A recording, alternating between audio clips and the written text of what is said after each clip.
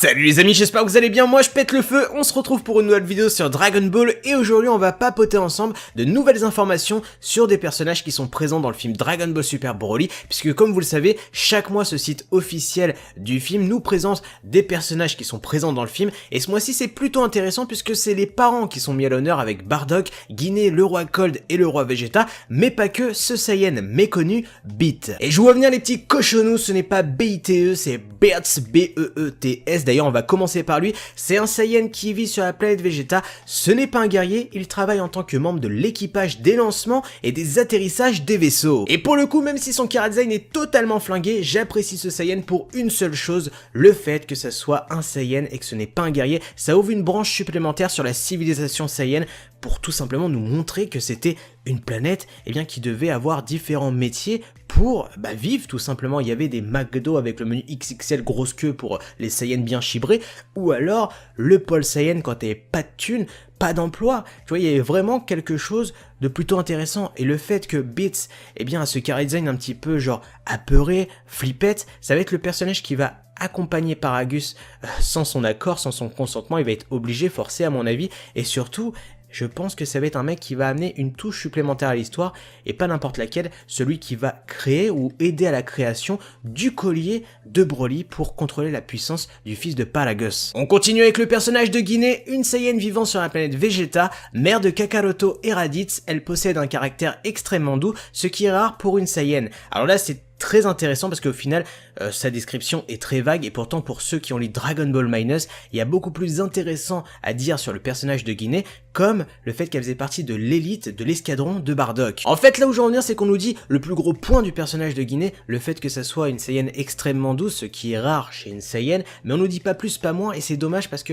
je sais que beaucoup d'entre vous cherchent à avoir plus d'informations sur la mère de Kakaroto, et je vais vous en dire dans cette vidéo, puisque après des recherches sur diverses interviews sur Dragon Ball Heroes ou alors sur Dragon Ball Minus, on sait que Guinée était une Saiyan guerrière qui faisait partie de l'élite de Bardock, qui s'est fait sauver par Bardock. Suite à ça, elle a arrêté d'être une guerrière parce que ce n'était pas fait pour elle. Ils ont créé des liens ensemble, ils ont donné naissance à Raditz et Kakaroto, et surtout, ils étaient amoureux, ce qui était rare chez des Saiyans. D'ailleurs, quand on parle du long, on voit la queue, on va passer directement à la fiche technique de Bardock, une seule phrase mais qui m'a mis en PLS, tout simplement puisqu'elle est énigmatique. Un Saiyan vivant sur la planète Vegeta, père de Son Goku Kakaroto, le seul à suspecter le plan de Freezer. Alors là c'est super intéressant parce que vous le savez, le TV spécial des années 90 avec Bardock n'est pas canon à l'œuvre originale d'Akira Toriyama. Ce film l'est puisqu'il est écrit et scénarisé entièrement par Akira Toriyama. Est-ce que Akira Toriyama a gardé cette facette de Bardock, c'est-à-dire ce pouvoir de voyance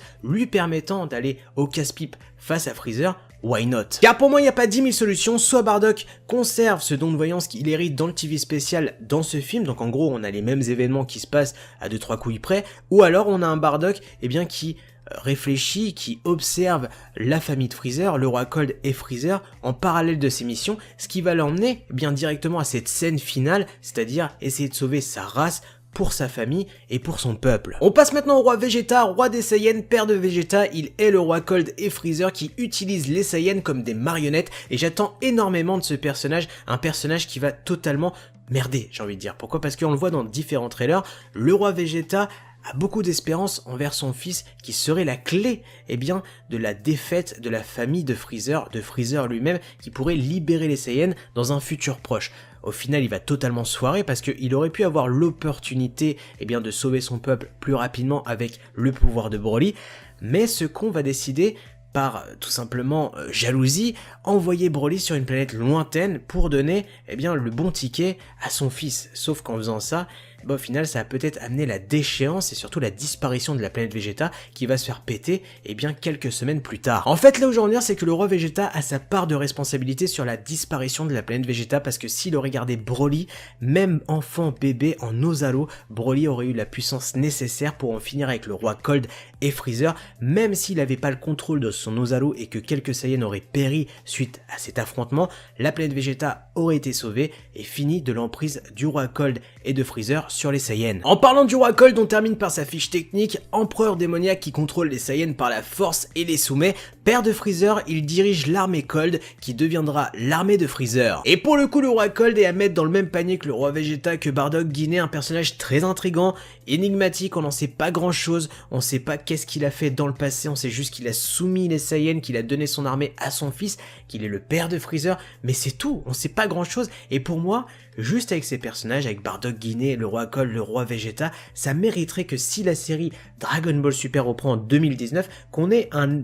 pseudo-arc entre guillemets de Dragon Ball Minus où on nous explique un petit peu tout ce qui s'est passé à cette époque-là, mais en plus détaillé, parce qu'en 1h40 de film, ça va être compliqué de développer tel ou tel personnage. Enfin voilà tout ce que je peux dire sur les nouvelles fiches personnages qui ont été mises à jour sur le site officiel du film Dragon Ball Super Broly. À vous de me dire en haut à droite par sondage si vous êtes chaud pour un arc plus développé sur la race de Freezer et des Saiyans, sur le background du roi Cold, du roi Vegeta, de Bardock et de Guinée. N'oubliez pas de liker, de partager, de vous abonner à la chaîne YouTube. Sur ce, moi je vous laisse, tchuss!